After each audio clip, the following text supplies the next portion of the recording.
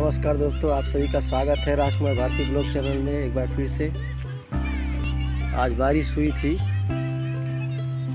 शाम को 6:30 हो गए और महुआ के नीचे बैठे हुए हैं। मौसम बहुत शानदार है, साफ हो गया है बारिश होकर।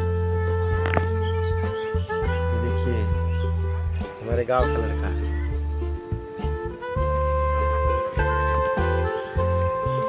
का पेड़ है, इसी के नीचे जब धूप होती है तो हम लोग आकर के बैठते हैं। शाम का टाइम बहुत शानदार मौसम है। ये सूर्य के देखिए, सूर्य भगवान देखिए इधर से डूबने जा रहे हैं, रोटी खा रहे हैं मस्त। और ये इतने टाइम का चेला है मेरा, ये रोटी खा रहा है।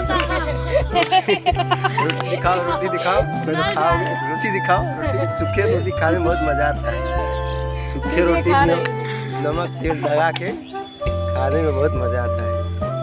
सूखे रोटी थोड़ा खा तो भाग रहा है, ये शर्मा रहा है। तो रोटी बहुत खाते थे, सूखे लपेट के नमक तेल पोत के खाते। सूखे रोटी लपेट के घूम घूम खाने में बहुत मजा आता था, लेकिन वो बचपन सब चला गया, वो मज़ा सारा चला गया। अब बहुत सारी जिम्मेदारियाँ संभालना पड़ता है। 2 रोटी का, नून रोटी दाल सब्जी का उसका व्यवस्था करना पड़ता है।